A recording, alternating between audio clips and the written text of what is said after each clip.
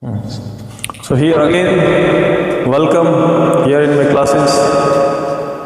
And are you disillusioned with English language?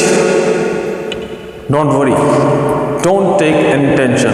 Here I am with you to make English language very easy. Let us discuss a few words today. Vocabulary आज हम discuss करेंगे। एक एक word को बड़े ध्यान से देसी उदाहरणों के साथ हम प्रस्तुत करने वाले हैं। पहला वर्ड डिलेमा। मैंने बच्चों को कई बार समझाया, बेटा डिलेमा ये होता है, वो होता है, बच्चा भूल जाता है लास्ट में। अब मैं देसी उदाहरण दूंगा, डिलेमा कैसे याद करें। जो एक हस्बैंड होता है, अब देसी उदाहरण है, इसका आपको क्लियर हो जाएगा। हस्बैंड वाइफ की माने मदर की, दोनों के बीच में वो फंस जाता है। ऐसी कंडीशन को बोलते हैं डिलेमा। क्या बोलते हैं? डिलेमा। अब याद रहेगा, a husband is always in a dilemma because of his wife and his mother. देसी उदाहरण सीरियस मत लेना, ठीक है। तो डिलेमा मतलब एक प्रॉब्लम, एक दुविधा। तो डिलेमा क्या होता है? दुविधा बोलते ना, दुविधा में दोनों गए, मैं मिल रहा हूं। तो दुविधा को क्या बोलते हैं? डिलेमा।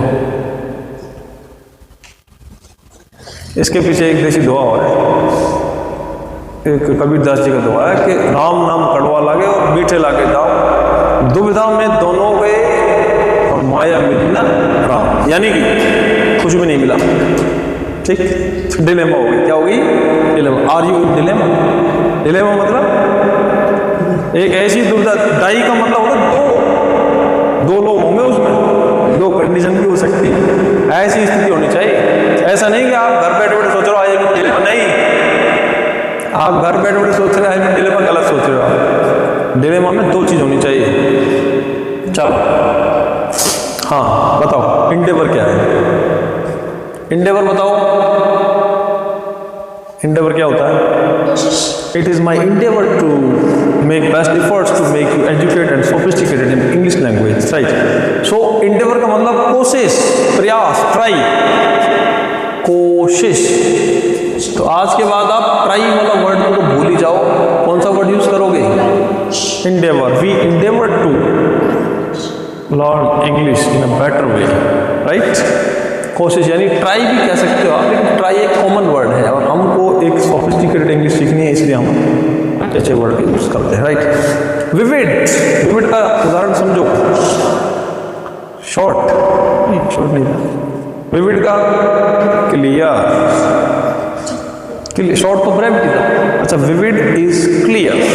देखिए विविड का मतलब मैं आपको बताऊं, जैसे कि विविड एक्चुअल में विव इसमें रूट वर्ड है, जैसे कि जो लाइफ को शो करता है। जैसे कोई ऐसा डिस्क्रिप्शन दे आपको, विविड डिस्क्रिप्शन यानी जो आपको वैसा ही फील करा दे जैसे एक्चुअल में है। जैसे मान लो कोई मकान है, मकान आप देखने गए, आपको खरीदना है, तो आपने देखा कि मकान में क्या है, मकान किचन कहाँ पर है, कैसा है, टाइल्स लगे हुए, पंखे, ऐसा है, पेंट है, ऐसा है, और आपके दिमाग में इमेज बनानी है।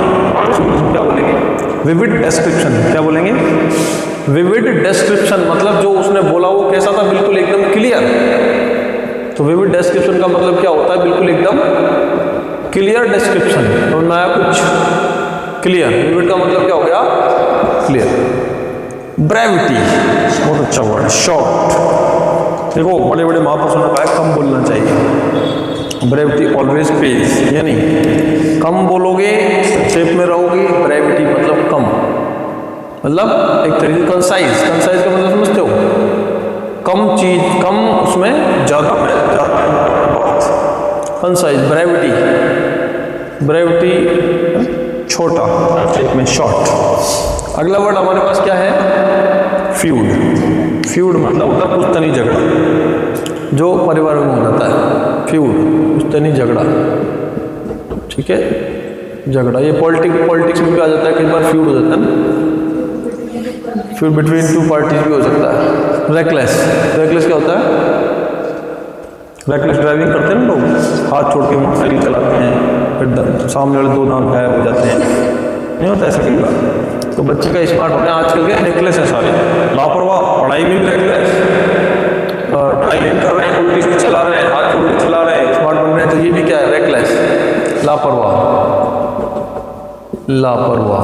Reckless. Are you reckless in learning English?